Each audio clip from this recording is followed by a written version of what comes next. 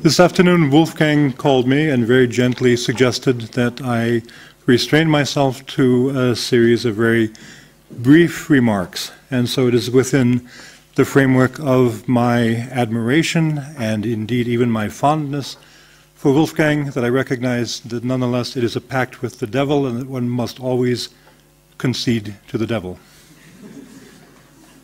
So, to that end, I will make some very brief remarks. I will also say the paper that I had prepared and will not give in its entirety tonight will, with a few minor touches, be available, and anybody who would like it can come up, sign up for a sheet. I'll be very happy to send it to you. It is a paper called Annotations on the Notion of Capture.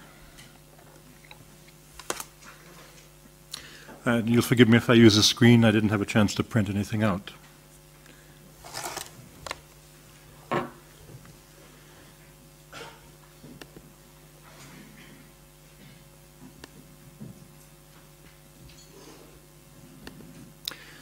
First, just a bit of a recapitulation. I'm sure that you all know this.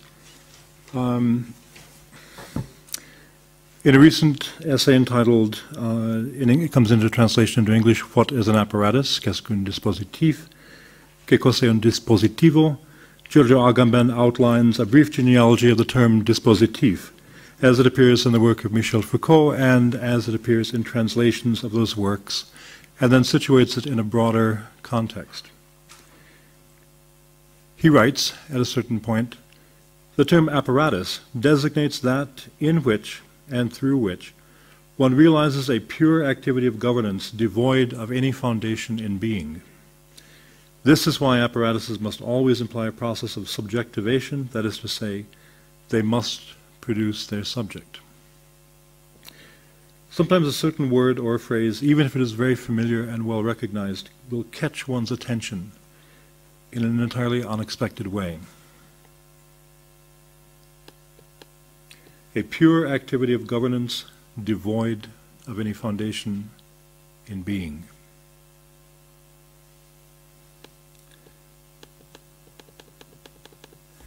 Before we make an examination of this phrase in detail, it may be useful to make two small diversions. The first concerning questions of translation and therefore implication, and the second to return in a rather roundabout way to the question of this ground of being. Although one might make a good argument that there were a number of proleptic terms in the works of Foucault that foreshadowed his use of the conception and terminology of dispositif, it is generally considered to have first appeared in an interview in 1975, shortly after the publication of Surveiller et Punir. Foucault said that he had learned through his studies that it was not necessary to search for anything hidden in the intentions and the projects of the 19th century bourgeoisie, that it was unnecessary to contrive complex symptomatic readings to penetrate beneath what was said and what was written in order to reveal hidden interests, embedded semiological structures, or what was being repressed or projected. It was there, evident, explicit, on the surface. Foucault's admonishment was to, and I quote, replace the privileged place accorded to the signifier and its semiotic connections with an attention to tactics and their apparatuses. Again, the word is dispositif. Here the word seems to be taken in the ordinary French usage. It refers to devices, tools, or means. In 1976, an introduction to the collective work entitled Politics of Health in the 18th Century, which was actually a research project conducted with his students, Foucault modified and expanded the term dispositif, writing, the biological traits of a population become pertinent elements in its economic management, and it was necessary to organize them through an apparatus that not only assured the constant maximization of their utility, but equally their subjection. Not just a tool or a device, then, but a machinic assemblage oriented toward production. In this case, to produce and control the management of certain attributes of a population. There is here an insistence on an empirical examination and demonstration of just what such strategic assemblages might look like, how they might behave, how they work, and what effects they might produce.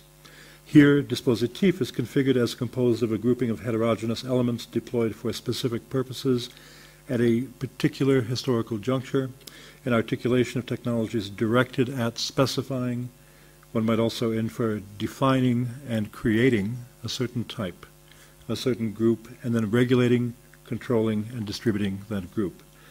Foucault also describes this configuration of apparatuses as a network. He uses the word réseau.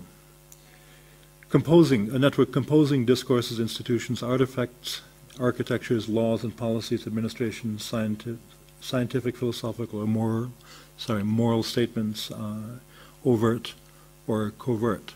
Sort of a rug under which one could sweep anything, an umbrella under which one could organize just about anything. Just about anything could be an apparatus, a dispositif, a disposition, an inclination, an assemblage, a machine of some sort.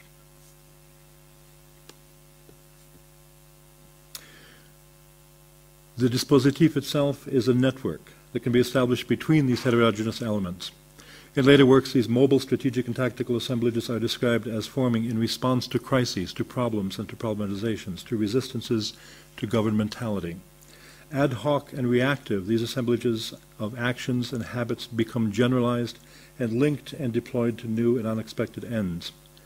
Closely related to the conception of dispositif is what Foucault came to call problematization, of the manner within which certain things become, for certain groups, a problem. And there is a specificity and historicity and a contingency to that, how things become problems. Foucault actually, in some conversations, thought it appropriate to counterpose this notion of problematization to deconstruction, that if you have a ground, a firmament, a fundament, Grundprinzip, Arche, something upon which eminences occur, those eminences in, for example, the form of an institution, a law, a regulation, that something like deconstruction would enter into that, problematize that, if you were, take it out of articulation. In fact, there's a very good definition for deconstruction, which I've often cited. It comes from Rainer Schurmann in a very good book called Principe d'Anarchie, Principles of Anarchy.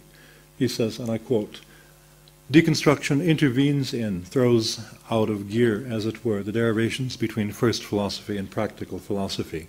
That is to say, between what one designates as a ground, a metaphysic, a fundament, and those eminences that it legitimates and supports.